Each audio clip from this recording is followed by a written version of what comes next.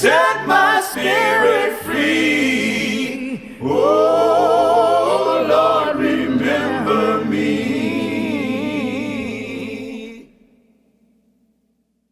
Well, welcome again to our Tuesday evening teaching sessions, an opportunity over this period to look at the book of Judges, which, as I've described, is a book that is not really bedtime reading. It contains a lot of stories that are both alarming and quite disturbing. So it's a challenging book in that sense. And primarily it reminds us of how the human heart can reach depths of despair and despondency and degradation in a way that perhaps at times, if we're honest, we forget so easily. So tonight we're going to look at Judges chapter 4, which follows on from last week. The story that we looked at there, the story of Ehud or Ehud, depending on your grasp of Hebrew's name. This evening, let me read from Judges chapter 4 for you. After Ehud died, the Israelites once again did evil in the eyes of the Lord. So the Lord sold them into the hands of Jabin, a king of Canaan, who reigned in Hazor. The commander of his army was Sisera, who lived in Harosheth Hagoyim. Because he had 900 iron chariots and had cruelly oppressed the Israelites for 20 years, they cried to the Lord for help. Deborah, a prophetess, the wife of Lapidoth, was leading Israel at that time. She held court under the palm of Deborah between Ramah and Bethel in the hill country of Ephraim. And the Israelites came to her to have their disputes decided. She sent for Barak, son of Abinoam, from Kadesh in Naphtali, and said to him, "The Lord, the God of Israel, commands you, go, take with you 10,000 men of Naphtali and Zebulun, and lead the way to Mount Tabor. I will lure Sisera, the commander of Jabin's army, with his chariots and his troops to the Kishon River, and give him into your hands." Barak said to her, "If I go, will you go with me? But if you don't go with me, I won't go." "Very well," Deborah said, "I will go with you, but because of the way you are going about this, the honor will not be yours, for the Lord will hand Sisera over to a woman." So Deborah went up from Barak to Kadesh, where he summoned Zebulun and Naphtali. 10,000 men followed him, and Deborah also went with him. Now Heber, the Kenite, had left the other Kenites, the descendants of Hobad, Moses' brother-in-law, and pitched his tent by the great tree Zananim near Kadesh. When they told Sisera that Barak, son of Abinoam, had gone up to Mount Tabor, Sisera gathered together his 900 iron chariots and all the men with him, from Harosheth Hagoyim to the Kishon River. Then Deborah said to Barak, "Go, this is the day the Lord has given Sisera into your hands. Has not the Lord gone ahead of you?" So Barak went down Mount Tabor, followed by 10,000 men. At Barak's advance, the Lord routed Sisera and all his chariots and army by the sword, and Sisera abandoned his chariot and fled on foot. But Barak pursued the chariots and army as far as Harosheth Hagoyim. All the troops of Sisera fell by the sword. Not a man was left. Sisera however, fled on foot to the tent of Jael, the wife of Heber the Kenite, because there were friendly relationships between Jabin, king of Hazor, and the clan of Heber the Kenite.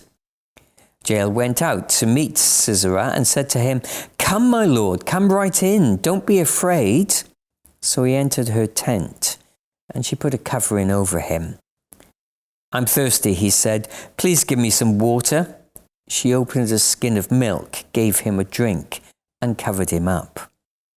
"Stand in the doorway of the tent," he told her. "If someone comes by and asks you, 'Is anyone here?' say no." But Jael, Heber's wife, picked up a tent peg and a hammer and went quietly to him while he lay fast asleep, exhausted. She drove the peg through his temple into the ground, and he died.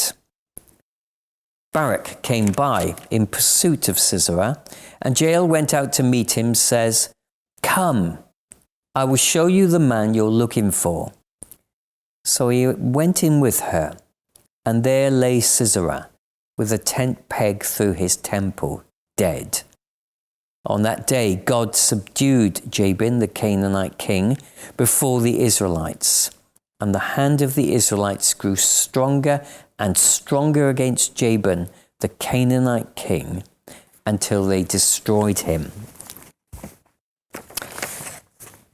As we reflect back on chapter 3, I think it's fair to say if Ehud was the most unlikely of all assassins, and then towards the end of chapter 3, we were introduced to Shamgar, who may well, in fact, not have even been a Jew himself.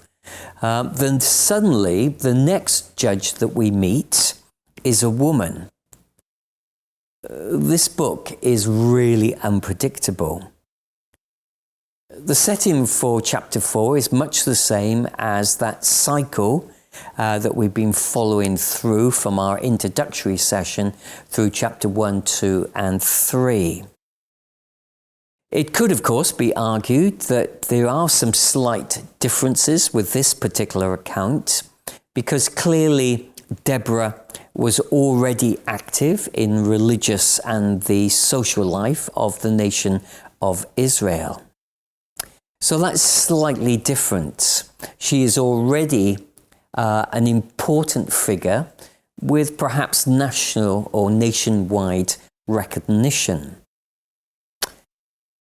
If we ask that question, who actually ends up as the deliverer in this story?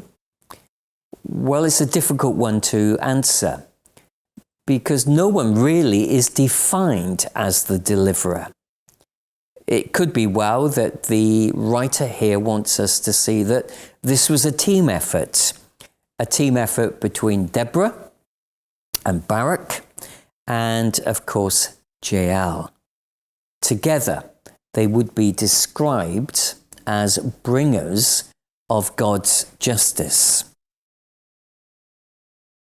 We've seen already that the term Canaanite can be a very generic term, which can apply to people perhaps that in terms of their ethnicity wouldn't have been Canaanites.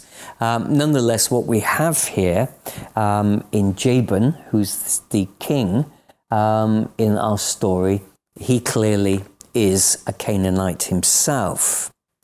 His commander is Sisera. And there is the possibility, of course, that we've already met Jabin in Joshua chapter 11. You may want to look that up. Perhaps he had survived a crushing defeat, or this particular battle here has been recorded twice, the Joshua version and the Judges version, we could describe it as. Of course, Jabin could well have been a family name, so we can't simply assume that the same Jabin that we meet in Judges chapter 4 is in fact the same one that we meet in Joshua chapter 11. But it could be, and if it is, then what we have are two accounts of the same story, but with a slightly different emphasis. The Judges' account reveal Jabin as an external threat, whereas this story in Judges seems to focus in on the fact that Jabin, king of the Canaanites, was in fact an internal threat. I'll leave all of that to you to make up your minds as you do a comparison between the two stories. In one sense, the focus really here is not so much on Jabin, the king, but on Sisera. For 20 years, again a huge length of time, the people of Israel have been cruelly oppressed by the Canaanites under the leadership of Jabin. And of course, Israel had failed to keep its covenant promises, its commitments to the covenant, but also failed to possess the land in the way that God had commanded them to do so. So you end up constantly with these internal threats. And here, in this particular chapter, we have a classic example of that.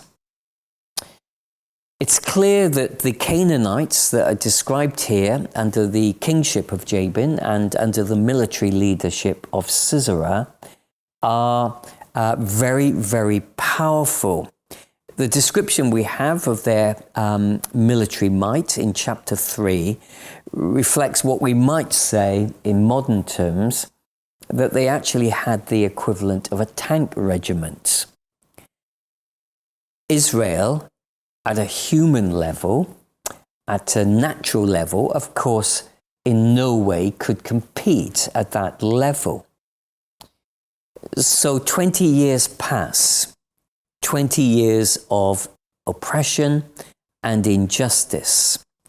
And the outcome of that, we're told, which fits in well with the cycle that we've been examining already through this book, is, of course, that they cry out for a deliverer. Who is that deliverer? Well, as we've already said, that's open to question, but certainly Deborah is a key player in all of that. Deborah is introduced as a godly, wise, mature prophetess. Very high qualifications. All of this is quite remarkable in what was a patriarchal society at the time. Her husband, interestingly, is merely introduced as some kind of footnote. What is interesting, though, is that his name, Lapid, is the Hebrew word for torch, and of course can be used for lightning. And if you develop that line of thinking, Barak is the Hebrew name for lightning. So it's not impossible that actually what we have here is a husband and wife team. Maybe that's what the author wants us to grasp or understand. Whatever else we can say, clearly Deborah was respected. Her authority was widely accepted, and her skills of arbitration was much appreciated by the men of Israel. She truly is a judge in the traditional sense that perhaps we may, prior to our introductory session, have thought was true of all of the judges contained within this book.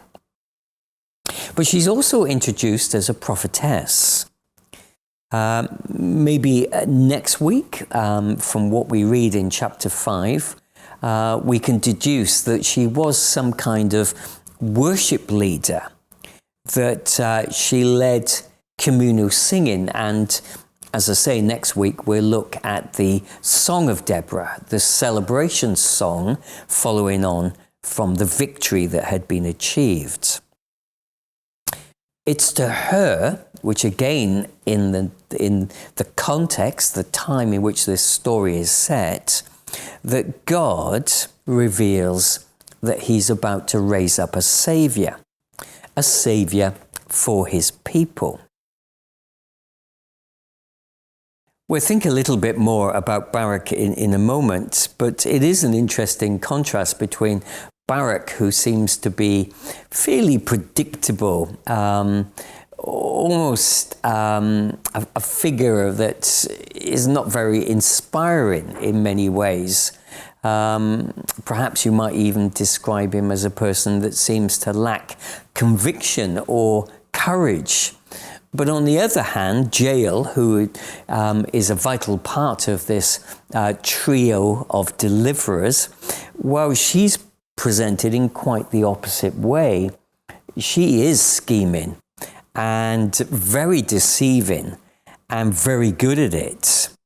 And of course, what that little interlude halfway through the chapter wants to tell us is that historically, her clan, the Kenites, had fairly good relationships with the Canaanites. So she's also seen as a betrayer. She betrays that friendly relationship between her own tribe and the Canaanites. It's amazing when you look at Deborah and you look at Barak and then you look at Jael. It's utterly amazing the way that God is able to use or chooses to use each of these characters with both their strengths and their obvious weaknesses. So let's move on to think more about Barak.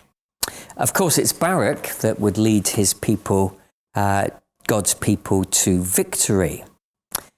But he does seem, as I've already said, to be this colourless character in comparison with both Deborah and, of course, Jael. But nonetheless, he is God's choice. And it's Deborah who reveals to Barak how exactly the victory will be won, how the Canaanites will be trapped. There are two elements in the scheme. Firstly, of course, is the river and the potential for the river to flood. Chariots do not operate very well in water. They don't operate in hills either. So the setting for the victory that comes is, in military terms, very strategic and very well thought through. It's the obvious location to readdress the imbalance between the power of the Canaanites and their iron chariots, and of course the flexibility of these 10,000 men who gather around Barak. But one of the twists in the story we find in verses 8 and verse 9. Why suddenly does Barak say, if you don't go, I won't go? You could quite easily say, well, maybe that was a lack of courage or a lack of nerve. At the moment, everything's just seemed too much for him. But then later on, he doesn't seem to lack courage. And of course, then it's true to say, or at least Hebrews chapter 11 and verse 32, we find that Barak is part of that great list of the heroes and heroines of the faith. So it wasn't his lack of faith either. In fact, there he's commended for his faith. So what is it that makes Barak say what he does to Deborah? Well, I guess when you think about it, Deborah represented, in a very physical sense, the presence of God amongst God's people. She had been anointed and appointed as God's representative. And without her, I think Barak's concern is that God won't be involved. And he's not prepared to go and fight the Canaanites without that deep sense that through the presence of Deborah, the one who is anointed and authorized by God, bringing that rich and deep sense that God is in the midst of the battle. He's there with them. And the tangible, the physical sign of that would, of course, be the presence of Deborah. So, in fact, what we see here is that Barak is applying faith. Faith, as far as Barak is concerned, without God is a disaster. He will be defeated. But if faith in God's chosen and anointed one comes to presence herself within the context of the battle, then of course he will not be overcome. Such is Barak's faith. But then what about verse 9? I hear you call out very quickly. Doesn't it sound as though Barak is going to lose out? He's going to lose out on getting his man because of his lack of faith. Well, of course, the problem with the Bible, and we're very familiar with this, is that what we have is a translation. And translations are often difficult and sometimes disputed. It is argued that the NIV translation at this point gets it slightly wrong. And it acknowledges that in its own footnote, if you look carefully. Perhaps a more accurate translation of verse 9 is found in the New Revised Standard Version, which is this. And she said, I surely will go with you. Nevertheless, the road on which you are going will not lead to your glory, for the Lord will sell Sisera into the hand of a woman. I think that's quite a helpful translation. It's not a rebuke to Barak because he lacks faith. We know that from Hebrews. It's merely a piece of prophetic insight, a piece of prophetic information. Of course, to die at the hand of a woman for a warrior was unthinkable. This was going to be Sisera's fate. If he had been killed by Barak, well, his reputation as a brave and courageous warrior would have continued, and that might well prove to be a source of inspiration for further attacks later on. In being killed by a woman, Sisera's, I keep saying Caesar, don't I? Apologies. Sisera's reputation would be absolutely trashed. It would be in tatters. And the Canaanites would lose heart for any future battles. So Barak, the commander of the Lord, goes into battle in faith, trusting in the purposes of God, knowing now through the physical presence of Deborah that God is indeed with him.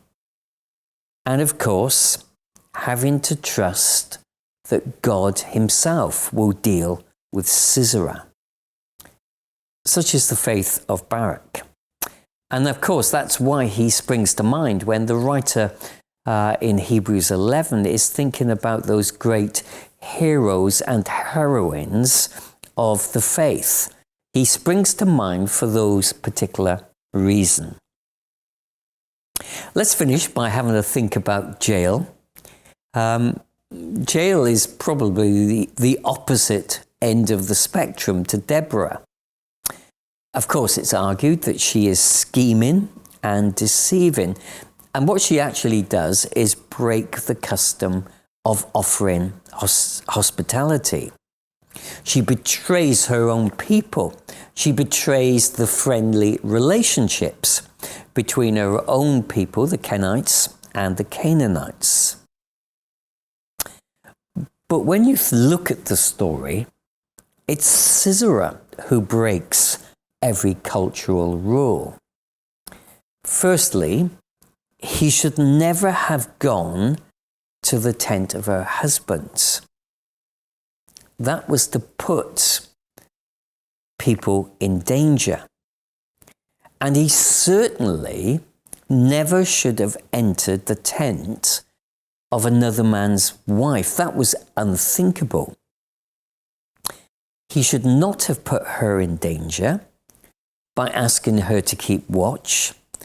And certainly, he should never have asked her to lie for him. So in contrast to that, and I think that's what the author is trying to tell us, although Jael's actions are quite shocking, in terms of culture, in terms of right and wrong, and there seldom is a very clear black and white right and wrong contained within the book of Judges, Jael actually comes out much better than Sisera. When he enters her tent, he is breaking every rule. He's putting her in danger. She may have feared being raped. That's a possibility given the authority of this commanding figure and her vulnerability.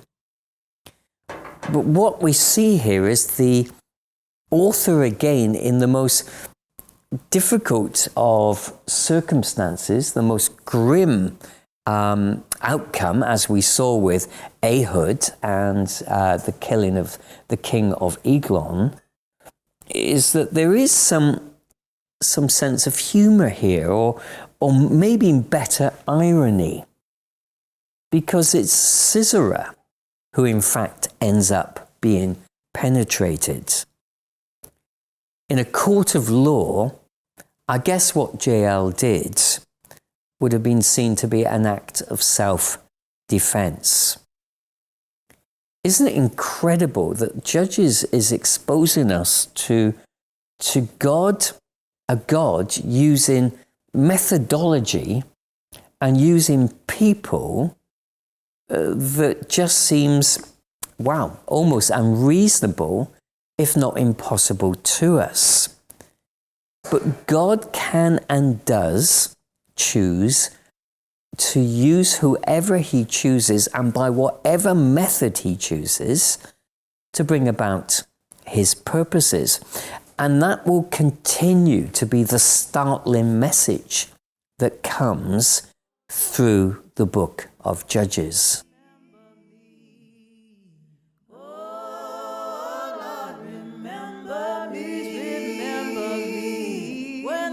Chains get broken, set my body free.